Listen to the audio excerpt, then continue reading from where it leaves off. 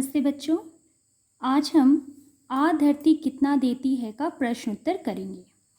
आ धरती कितना देती है का पंक्ति पर आधारित है। पंक्ति आप पुस्तक से देख लीजिएगा। मैंने शुरुआत के 3 शब्द और अंत के 3 शब्द लिखे हैं। रत्न प्रस्विनी है ... वैसा ही पाएंगे। पहला प्रश्न है, हम जैसा बोएंगे वैसा ही पाएंगे से क्या संदेश मिलता है। मैंने ये पंक्ति आपको समझाई है, उम्मीद है कि आपको समझ में आ गई होगी। तो इसका उत्तर मैं जस्ट आपको डिस्कस कर देती हूँ कि हम जैसा बोएंगे वैसा ही पाएंगे से कवि का क्या संदेश है। यहाँ पे आप लिखोगे बच्चों कि धरती में हम जैसा बोते हैं धरती हमें वैसा ही फल देती है। यदि हम आम का बीज बोते हैं तो उससे आम ही हमें प्राप्त होता है। कहावत भी है कि बोए पेड़ बबूल का आम कहाँ से होए, जो भी अन्न हम पृथ्वी में बोते हैं उसका कई गुना करके पृथ्वी हमें वापस लौटा देती है। इसलिए कहा जाता है कि हम जो बोएंगे वैसा ही फल हमें प्राप्त होगा। अगला प्रश्न है, धरती माता को कैसा बताया गया है। यहाँ पे आप लिखेंगे कि धरती माता को रत्न प्रस्विनी बताया गया है। धरती में हम जो भी बोते हैं उसको वह अनेक गुना करके लौटा देती है, इसलिए इसे रत्न प्रस्विनी बताया गया है। यह प्रकृति का नियम है कि हम जैसा बीज बोएंगे वैसा ही फल प्राप्त होगा।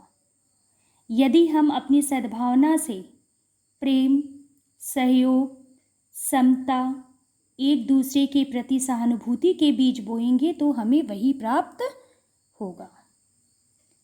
अगला प्रश्न है, कवि का साहित्यिक परिचय दीजिए। बच्चों, मैंने ये कविता पढ़ाने के पहले आपको कवि का परिचय बता दिया था, लेकिन यहाँ मैं फिर से बता देना चाहती हूँ। प्रस्तुत कविता के कवि सुमित्रानंदन पंत जी हैं। पंत जी छायावादी कवि हैं। इन्हें प्रकृति का कवि भी कहा जाता है। इनकी काव्य रचनाओं में प्रकृति का सुंदर चित्रण मिलता है। हिंदी काव्य धारा में पंत जी का स्थान एक उत्कृष्ट कवि तथा मानवता के रूप में वर्णित है। आधुनिक काल को प्राचीन रूढ़ियों की धारा से मुक्त कर नवीन दिशा की ओर मोड़ने तथा खड़ी बोली को रमणीय रूप प्रदान करने में पंत जी का विशेष योगदान है। रचनाएं वीणा, ग्रंथि, गुंजन, युगांत, युगवाणी, चिदंबरा आदि इनकी प्रमुख रचनाएं हैं। तो बच्चों, ये हुआ इनका साहित्यिक परिचय।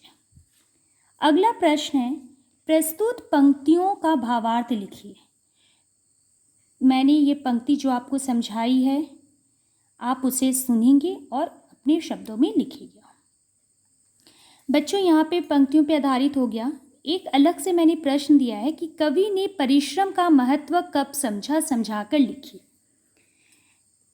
ये मैं मौखिक रूप से समझा रही हूँ, आप समझ लीजिए, फिर इसे अपने शब्दों में करके आप लिखिएगा। कवि ने परिश्रम का महत्व कब समझा। अब आप यहाँ पे एक तरह से पूरी कविता इसमें आ जाएगी। अपने जीवन के 50 वर्ष निकल जाने के बाद, जिसमें कई बसंत, पतझड़, ग्रीष्म, वर्षा, हेमंत ऋतु बीत गए, तब कवि ने परिश्रम के महत्व को समझा, अर्थात 50 साल में समझा इन्होंने। बचपन में जब उसने लोभ, लालच और स्वार्थ के वश में होकर पैसे जमीन में बोए थे, तब कवि को यह ज्ञात नहीं था कि धरती में कौन से बीज बोए जाते हैं, कौन से नहीं। अब जब उसने अपने आंगन में सेम के बीज बोए तो नई फसल के रूप में उत्पन्न हुए। उनके अंकुर अत्यंत सुंदर प्रतीत हो रहे थे। कवि उन्हें देखकर खुशी से नाच उठे। उनका कुछ समय पहले किया गया थोड़ा सा परिश्रम आज पौधे के रूप में उनके सामने उपस्थित था। समय के साथ कवि यह समझ गया कि पृथ्वी रत्नों को जन्म देने वाली है, इसमें पैसों के बीज बोकर धन उत्पन्न नहीं किया जा सकता। इसमें तो ममता के बीज बोने चाहिए, तभी मानवता की सुनहरी फसलें उगेंगी। कवि ने मनुष्य के कल्याण की बात कही है।